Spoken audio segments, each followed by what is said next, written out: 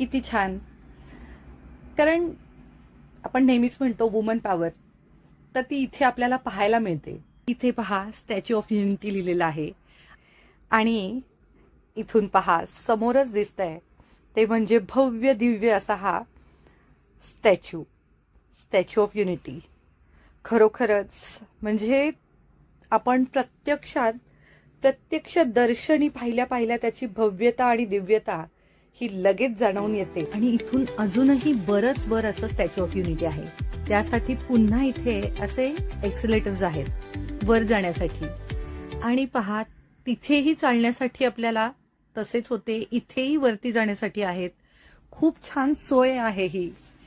आणि इथे हा असं आपण वर आल्यानंतर जेव्हा त्या स्टॅच्यू ऑफ युनिटीकडे पाहतो तेव्हा जाणवतं की ही एवढी मोठी भव्यता आहे. पहा मी इथे जातीये त्या स्टॅच्यू जवळ आणि हे जे मी दाखवतेय ना इथे, ही त्या स्टॅच्यूची चप्पल दे, म्हणजे त्यांनी चप्पल हे त्याचा बेस असं केलेलं आहे आणि तिथे मी हात फक्त माझा जातोय. म्हणजे त्याची भव्यता तुम्हाला केवढी आहे हे नक्की लक्षात येत असेल. आणि त्याच्यावरती डिटेलिंग सुद्धा खूप छान केलंय.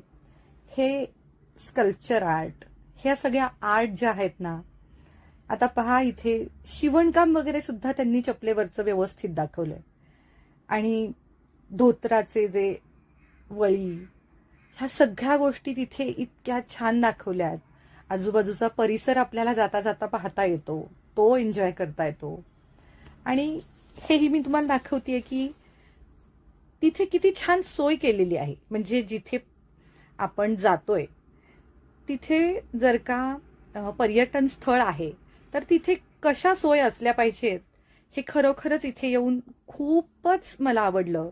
की वयस्कर लोक असतील तर त्यांच्यासाठी हे खूपच छान आहे.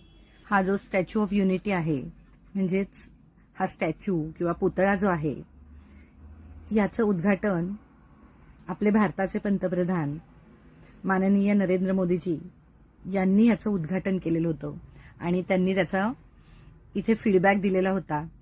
आणि हे पाहिल्यानंतर आता आम्ही स्टॅच्यू ऑफ युनिटीच्या इथे प्रोजेक्शन मॅपिंग शो पाहायला आलेलो आहोत. आणि पूर्ण असं त्यांनी इथे आधी ब्लॅकआउट केलं होतं आणि हा शो सुरू झाला.